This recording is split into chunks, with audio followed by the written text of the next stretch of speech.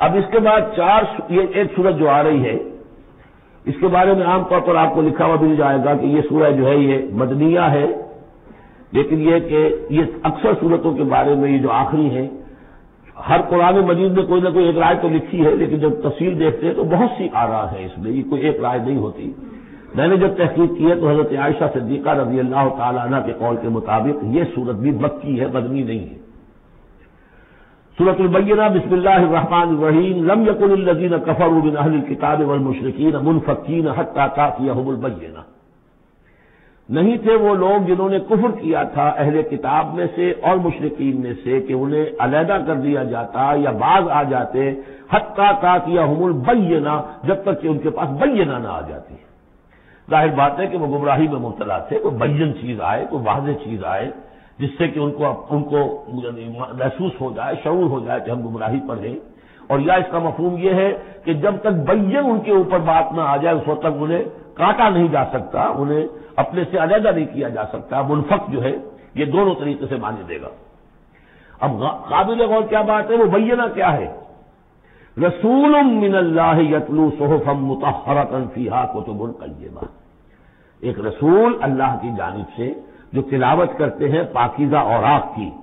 اور وہ فیہا، ان اوراق میں کیا ہے؟ بڑی مضبوط کتابیں لکھی ہوئی ہیں، احکام ہیں اللہ کے۔ کتاب کا لفظ خاص طور پر میں بتاتا آیا ہوں آپ کو کہ یہ احکام شریعت کے لیے آتا ہے۔ فیہا کتب قیمہ،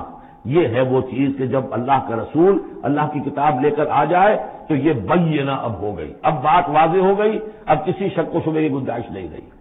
یہی سورہ طلاق میں ہم نے پڑھا تھا ذکر، قد انزلنا الیکم ذکر رسولا یتلو علیکم آیاتہ، تو یہ جو ہے رسول جب تلاوت کرتا ہے گویا کہ رسول اور کتاب مل کر بینہ بنے، اللہ کی کتاب اس کا معلم رسول مل کر بینہ بنے۔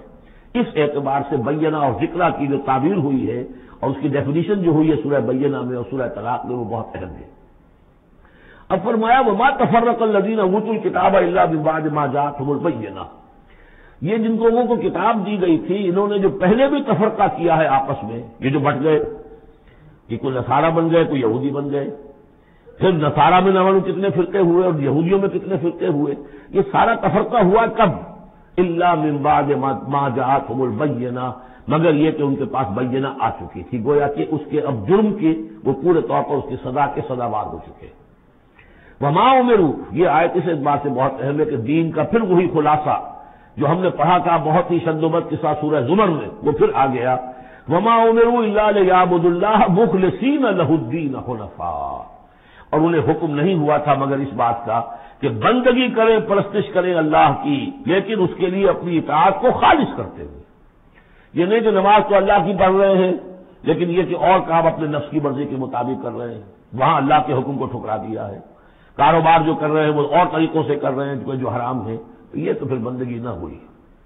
یہ تو وہ بات ہو گئی افتؤمنون ببعض الکتاب وتکفرون ببعض، کیا تم ہماری کتاب اور شریعت کے ایک حصے کو مانتے ہو اور ایک کو رد کر دیتے ہو؟ فما جزاء من يفعل ذلك منكم الا خزي في الحیاۃ الدنیا، تو جو کوئی بھی تم میں سے یہ رویہ اختیار کرے گا اس کی کوئی سزا اس کے سوا نہیں ہے کہ دنیا میں ذلیل و خوار کر دیے جائیں، ویوم القیامت یردون الى اشد العذاب، اور قیامت کے دن بدترین عذاب میں جھونک دیے جائیں۔ دنیا کی رسوائی تو آج ہمارے ماتھے پر لکھی ہوئی ہے۔ 1.5 ارب انسان، 1.25 ارب تو کم سے کم ہے، 120-130 کروڑ سے کم نہیں آج مسلمان، عزت نام کی کوئی شے نہیں۔ عالمی معاملات میں بھی ہیو نو سے، کسٹمی پرست کے بھیا کس تھی، ہماری پالیسیاں کہیں اور بنتی ہیں، کہیں اور سے ہمارے بجٹ کے لیے انسٹرکشن کہیں اور سے آتی ہیں، اور تو اور بات ہے۔ تو وما امروا الا لیعبدوا اللہ مخلصین لہ الدین حنفاء، یکسو ہو کر پوری زندگی اللہ کے قانون کے تحت ہوگی تو پھر عبادت قبول ہوگی، ورنہ یہ جو ہے کہ کچھ اللہ کو دو اور کچھ کیسر والا کیسر کو دو، خدا والا خدا کو دو، یہ اسلام میں قابل قبول نہیں۔ اب اس کے بعد فرمایا وَيُقِيمُ الصَّلَاةَ وَيُؤْتُوا الزَّكَاةَ، اس کے علاوہ وہ نماز قائم کریں، زکوٰۃ ادا کریں۔ بندگی اور شے ہو گئی، نماز اور زکوٰۃ علیحدہ شے ہو گئی۔ بندگی تو اطاعت ہے، زندگی آمد برائے بندگی، زندگی بے بندگی شرمندگی۔ اس بندگی کے حقوق کے تقاضوں کو پورا کرنے کے لیے نماز دی گئی آپ کو، تاکہ آپ یاد تو کرتے رہیں، اللہ کو یاد تو کرتے رہیں، تاکہ وہ جو عہد کیا ایاک نعبد و ایاک نستعین جن میں 5 مرتبہ تارا ہو جائے۔ اس کو حفیظ نے کہا ہے کہ سرکشی نے کر دیے دھندلے نقیص بندگی، سرکشی نے کر دیے دھندلے نقوش بندگی، آؤ سجدے میں گریں، لوح جبین تازہ کریں۔ یہ جو ہے اس کے اوپر دھندلے ہو گئے نقوش بندگی، نماز پڑھو تاکہ بندگی کا رس پھر اور چمک اٹھے۔ ایاک نعبد و ایاک نستعین کتنی مرتبہ دہراؤ گے سورہ فاتحہ کو ہر نماز میں تو تم اپنے عہد کو تازہ کر رہے ہو۔ اور زکات دو، وذالک الدین القیمہ، یہی ہے سیدھا دین، ہمیشہ کا دین۔ ان الذین کفروا من اہل الکتاب والمشرکین، بے شک وہ لوگ جنہوں نے کفر کی روش اختیار کی، خواہ وہ اہل کتاب میں سے تھے یہود اور نصارہ، والمشرکین خواہ وہ مشرکین میں سے تھے،